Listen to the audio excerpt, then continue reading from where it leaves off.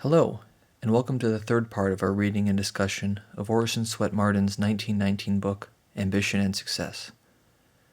This segment will focus on Chapter 5, Ambition Knows No Age Limit, and Chapter 6, Make Your Life Count. Stick around until the end of this segment, where we'll do a quick summary of the chapters, look at a few key points, and offer some journal prompts for self-reflection. These two chapters have a lot of great lessons in them, so I hope you enjoy. Chapter 5. Ambition Knows No Age Limit. What has become of that something which in your youth keyed your determination up to such a lofty pitch? What has become of that something in you which would not let you rest, which robbed you of sleep, which constantly prodded you, bombarded you with visions of the great and wonderful things you were going to do in the future? One of the earmarks of old age is the cooling down of the fires of ambition. While they burn brightly, as long as you feel just as eager and as determined as in your younger days to do your level best, to get up and get on in the world, to keep growing, to keep improving, you are not aging very much. Your years may dispute this, but as long as a man aspires, as long as he is eager to grow, as long as he yearns and struggles to better his best, he is not old. When we are getting along in years, there is always a great temptation to make ourselves believe that we have a right to let up a bit and to take things easier, to get rid of as much drudgery as possible. We have less and less inclination for the strenuous struggle to attain that which characterized our youth. The great danger at this time is that as we let up a bit in our efforts, our ambitions will decline. All of our life standards drop. Many people are not quite as painstaking, not quite as particular when they get along in years as in their younger days. It is so much easier then to slide along easily, not to trouble about one's dress and personal appearance, to hypnotize oneself into thinking, well, it does not matter very much now. I am no longer young. One of the most difficult things one is called upon to do as the years pass is to keep his ambition from dying, his ideals clear and clean-cut, his interest in his work from getting stale. The secret of keeping the ambition fresh and bright is in keeping up the interest. The artist who is in love with his work, no matter how old, never loses his zest, his enthusiasm. He goes to his canvas in old age with all the interest and eagerness of his youth. Many men and women age through sheer laziness, mental inertia, indifference. They are only half alive. They are not willing to take the trouble to pay the price for perpetual youth, to keep their ambition from lagging. Some people seem to think that the ambition to do a certain thing in life is a permanent quality which will remain with them. It is not. One of the first symptoms of age and deterioration in one's work is the gradual, unconscious oozing out, shrinkage of one's ambition. There is no one quality in our lives that requires more careful watching and constant bracing up, jacking up, so to speak, than our ambition, especially when we are advancing in years and do not keep in an atmosphere which tends to arouse one to life's possibilities. Without realizing it, or meaning to, we then easily become victims of the human inclination to take things easy, not to exert oneself very much. No matter how high our youthful ambition, it is very easy to let it wane with the years, to allow our standards to drop. The moment we cease to brace ourselves up, to watch ourselves, we begin to deteriorate, just as a child does when his mother ceases to pay strict attention to him and lets him have his own way. The tendency of the majority at every age of existence is to go along the line of least resistance, to take the easiest way. The race instinct to climb is continually at war with the lower nature which would drag it down. Even the noblest beings are not free from the struggle of the higher with the lower, which goes on ceaselessly throughout nature. It is the triumph over the lower that keeps the race on the ascent. There is no more pitiable sight in the world than that of a person in whom ambition is dead, a man who has repeatedly denied that inward voice which bids him up and on, a man in whom ambition's fires have gone out from the lack of fuel. There is always hope for a person, no matter how bad he may be, as long as his ambition is alive. But when it has disappeared, the great life spur, the impelling motive, is gone. It requires a great deal and a great variety of food to keep the ambition vigorous. Unless it is well fortified, it does not amount to anything. It must be backed by a robust willpower, stern resolve, physical energy, and great powers of endurance to be effective. The habit of watching the ambition constantly and keeping it alive is absolutely imperative to those who would keep from deteriorating. Everything depends upon the ambition. If we lived and thought more scientifically, there would not be such a dropping of standards, such a dulling of ideals, and letting down in our efforts with advancing years. Whatever our ambition may be, nothing else can be quite so precious to most of us as life. And we want that life at its best. Every normal person dreads to see the mark of old age, the symptoms of decrepitude, and wants to remain fresh, buoyant, robust as long as possible. Yet, most people do not take sensible precautions to preserve their youth and vigor. They violate the health laws, longevity laws, sap their vitality in foolish, unnatural living and deteriorating habits. I have a friend who is always referring to his age. He has formed a habit of constantly dwelling upon his declining years and keeping the picture of decrepitude in his mind. You know, when a man gets past 60, he can't stand what he once could, he will say. The idea that our energies and forces must begin to decline and the fires of ambition die out after a certain age is reached has a most pernicious influence upon the mind. We do not realize how impossible it is for us to go beyond our self-placed deadline limits, to do what we really believe we cannot do. No one is old until the interest in life is gone out of him, until his spirit becomes aged, until his heart becomes cold and unresponsive. As long as he touches life at many points, he cannot grow old in spirit. A man is old, no matter what his years, when he is out of touch with youth, with its ideals, its points of view, out of touch with the spirit of his times, when he has ceased to be progressive and up to date. Many of the grandest characters that have ever lived have retained their youthful mentality up to the very last of a long life. There was no deterioration in the mind of Marshall Field. When, in his advancing years, he never showed any inclination to take less pains, any cooling of ambition, any inclination to bank his fires, to drop his standards, to lower his ideals. We know that Gladstone's mind was right in its prime at 80. Many a man signs his death warrant when he retires from business.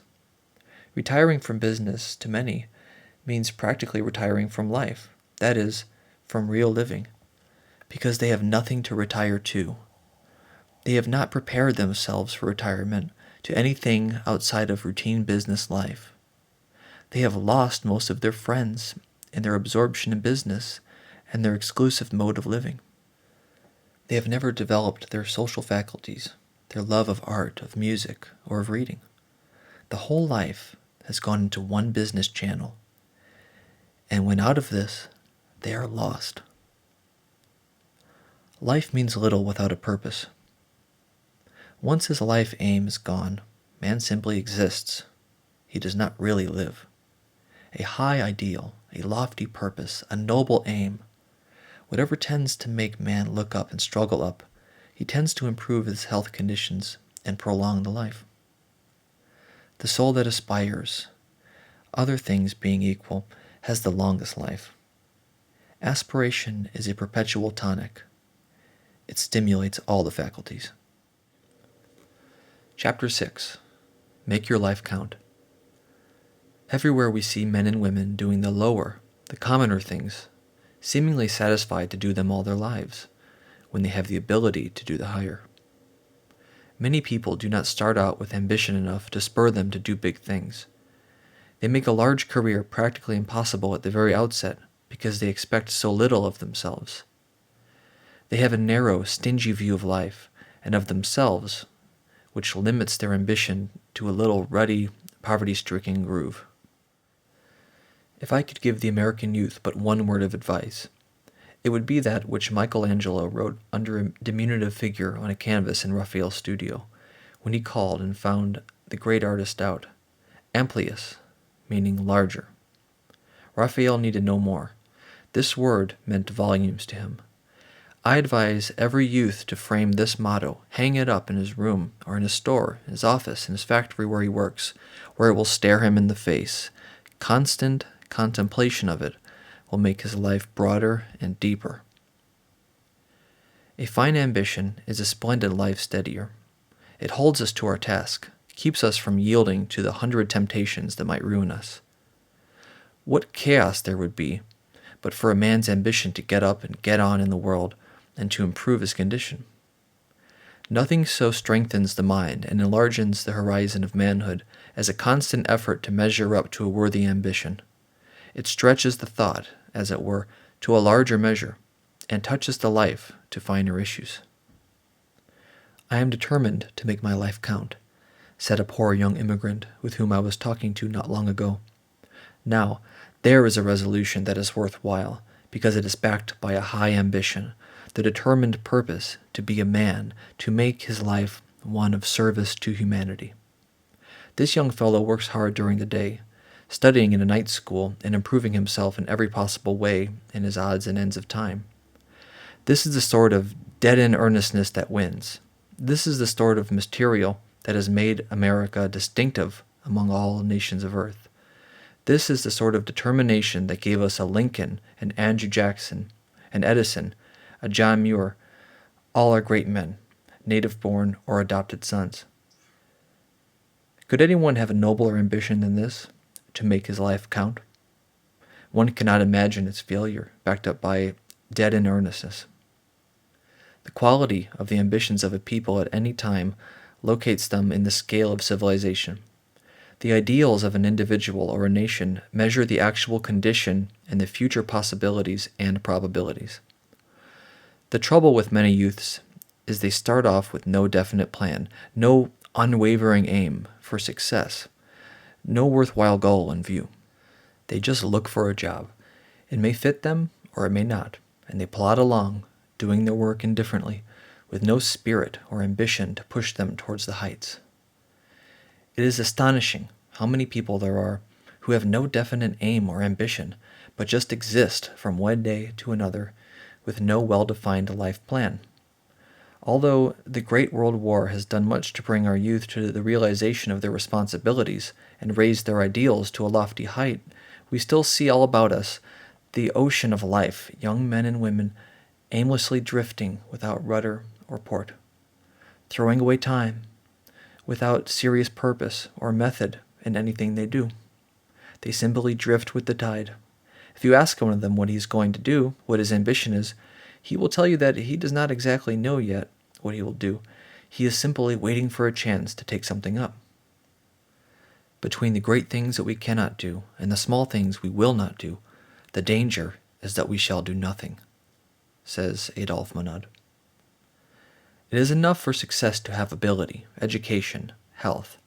Hundreds of thousands have all of these and still fail, or live in mediocrity because they do not put themselves in an attitude or condition for achievement. Their ability is placed at a disadvantage by the lack of a big motive, the stimulus of a worthy ambition. The important things in life is to have a great aim and to possess the aptitude and perseverance to attain it, says Goethe. Of course, many people are hindered in the race through no fault of their own, but the vast majority of those who cease to climb and give up, often right in sight of their goal, do so from some weakness or defect. Many of them lack continuity of purpose or persistency. Others lack courage or determination. Many of these unfortunates would attain to at least something of real success by merely sticking to their tasks. If the motive is big enough, the ability to match it is usually forthcoming.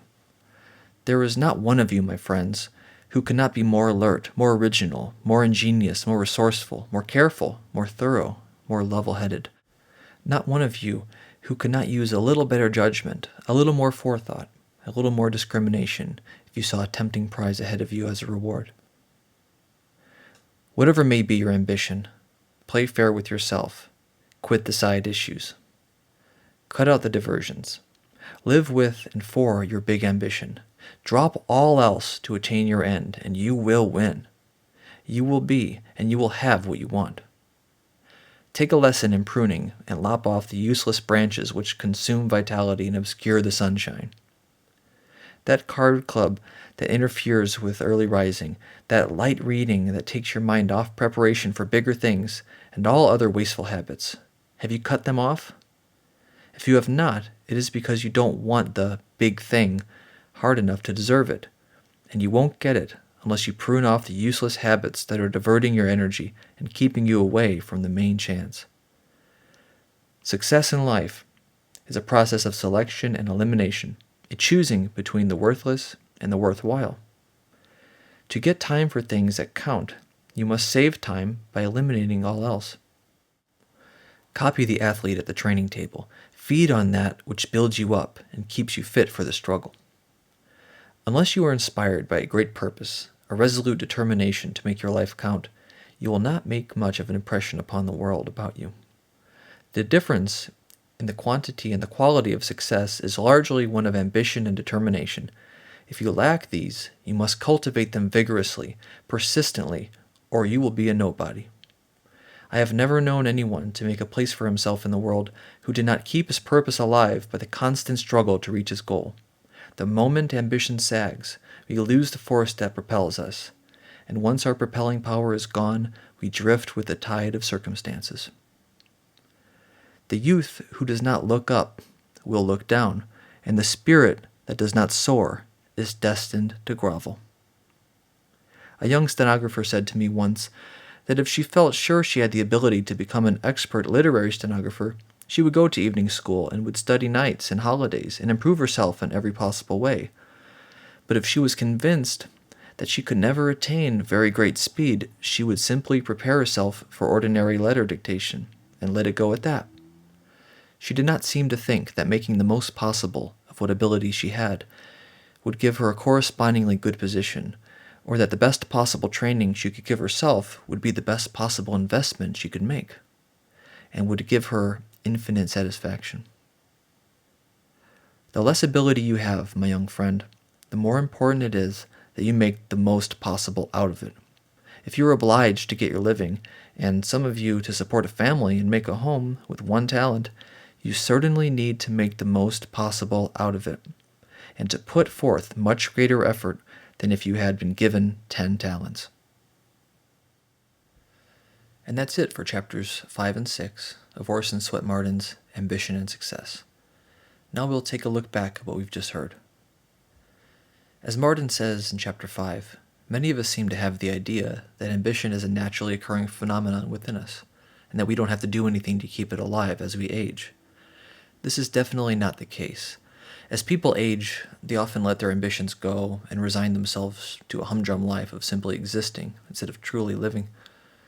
I always hear people speaking in a depreciatory way about their age, that they are on the decline and they don't have the powers that they once did.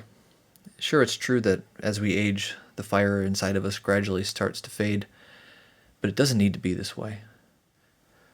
I have a feeling that a lot of people go this route because it absolves them of the responsibility to keep the fire alive. Of course, I'm not talking about the very aged here, but rather people who are just entering their later years. I'm sure we can think of people we know who can serve as examples of both extremes. People who prematurely age themselves and self-identify with old age, and others who, no matter how far up they are in years, they always seem to have a youthful air about them. This should be proof to us that we have more control of our aging process than we give ourselves credit for. As we age, we need to keep our ambitions alive and our fire for life burning bright until our final days. The alternative is decay and eventually death. Chapter 6 deals with our personal responsibility to find meaning in life. After all, meaning is what truly sustains us, especially in the face of great challenges.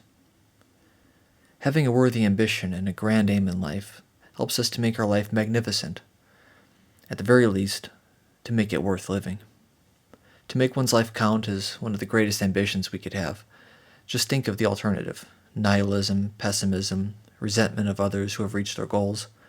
All of these things are lowly by their very nature and are not in accordance with the powerful life spirit which animates all things. To be constantly cynical is to have a life that's stunted and joyless.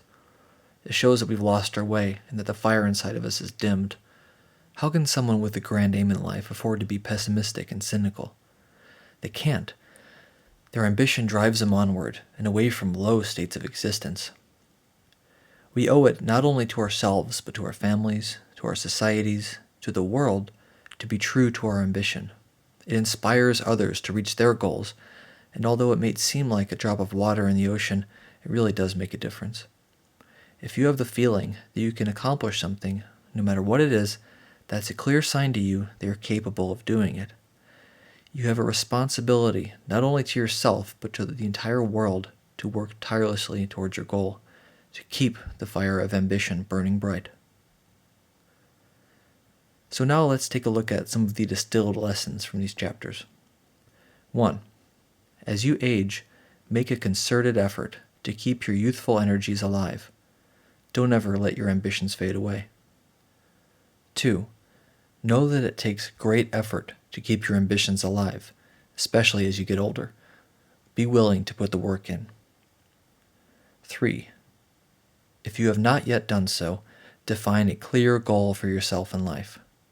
This will give your life meaning and keep you away from negativity and stagnation. And 4. Do not dissipate your energies by trying to accomplish 1,000 different things. Identify what is most important to you and focus in on it. Here are some points for self-reflection. Do I have a tendency to dwell on my declining years? If so, what compels me to habitually think of this? What are some of my grand dreams from childhood? Spend some time reconnecting with these. Write down some of your grand aims in life. Look at this list every single day and let it guide your actions. Well, that's it for the third part of our series on Orison Swett Marden's Ambition and Success. I hope you've enjoyed the readings and that you take the time to incorporate the lessons into your life. Again, this is Tyler with Lessons on Life, wishing you all the best.